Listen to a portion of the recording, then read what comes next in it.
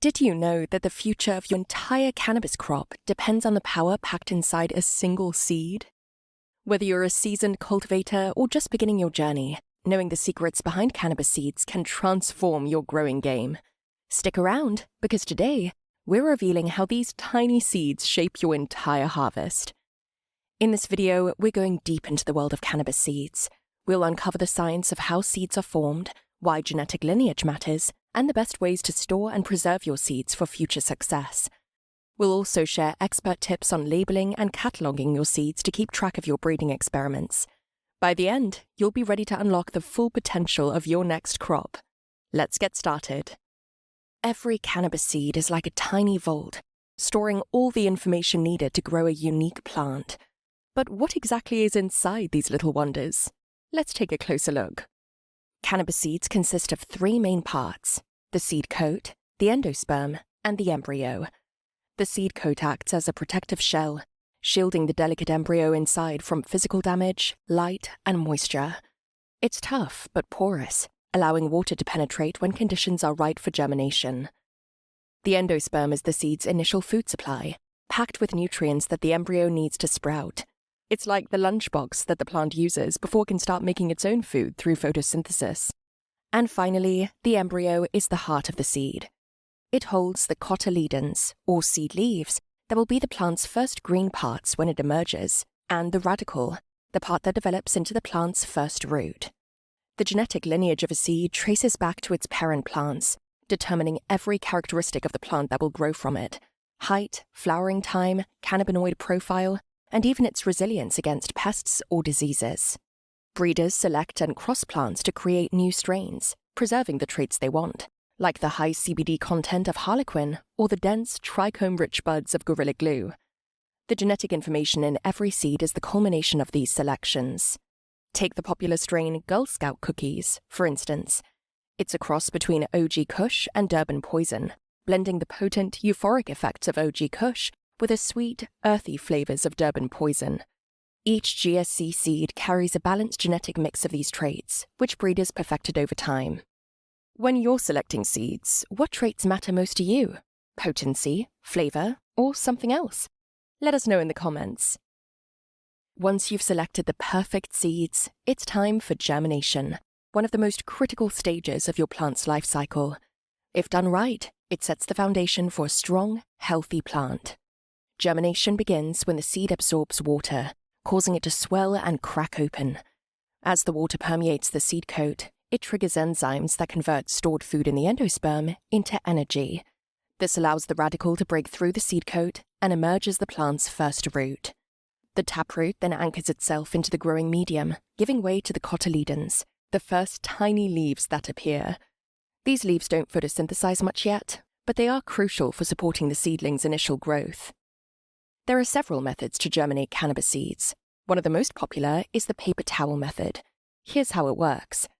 Place your seeds between two damp paper towels, put them inside a plastic bag or between two plates to maintain humidity, and keep them in a warm, dark place. After about 2 to 5 days, you'll see the taproot appear. At this stage, the seed is ready to be carefully planted in soil or another growing medium. Another approach is the glass of water method. Place your seeds in a glass of water at room temperature for up to 24 hours. Once the seeds sink, they're ready to plant. This method is particularly good for older seeds, as it helps to soften their hard outer shell. Be sure to handle germinating seeds with care. The emerging root is extremely delicate. Exposure to light or rough handling can stress the seedling, impacting its future growth. Which germination method do you prefer, and why? Let's discuss it in the comments. Now that you've got your seeds and know how to germinate them, let's talk about storage. Proper storage can keep your seeds viable for up to 5 years or more. Temperature and humidity are the biggest threats to seed viability. To keep your seeds fresh, aim for a storage temperature of around 40 degrees Fahrenheit or 5 degrees Celsius, with relative humidity below 10%. Sealing seeds in airtight containers, like mason jars with desiccant packs, is a great way to protect them from moisture.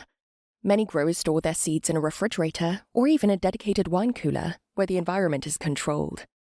If you're using a refrigerator, make sure the container is airtight to avoid fluctuations in humidity every time you open the fridge door. For longer-term storage, vacuum sealing your seeds and keeping them in a freezer can be effective, but it's important to thaw them slowly to avoid condensation when you're ready to use them. Imagine a grower who found a stash of seeds hidden away in a fridge for nearly 5 years. To their surprise, most of the seeds germinated, producing healthy plants, a testament to the power of proper storage. What's the longest you've managed to store a seed and still get a successful grow? Share your experiences. When you start breeding your own strains, keeping records is essential. A well-maintained seed catalog can help you track your progress and replicate your best results. Label your seed containers. Always include the strain name, date of collection, and any standout characteristics. This way, you can easily track each batch's history. Digital logs. Use a spreadsheet or app to document every detail, including germination rates, flowering times, and unique traits observed during growth. This helps you identify which seeds are most successful over time. Photographic records. Take photos of parent plants and any standout seedlings. A visual record is especially useful for identifying phenotypes, such as color variations, bud structure, or leaf shapes. For example, a breeder who crosses a high CBD strain with a high THC strain might keep notes on the resin production and terpene profile of each new batch, allowing them to fine-tune their crossbreeding efforts. Do you prefer keeping digital records, or do you go old school with pen and paper? Let's hear about your methods in the comments. To wrap up, we explored the genetic power of cannabis seeds, how to germinate them for a strong start, the best practices for storing seeds, and the importance of detailed cataloging. Whether you're looking to preserve your favorite strain or create a new one, these tips will help you succeed. If you enjoyed this deep dive into cannabis seeds, don't forget to like this video, subscribe for more growing tips, and share your thoughts in the comments below. We're always eager to hear from fellow growers. Follow us on Instagram and Twitter for daily cultivation tips, behind-the-scenes looks at our own grows, and much more. See you next time, and happy growing!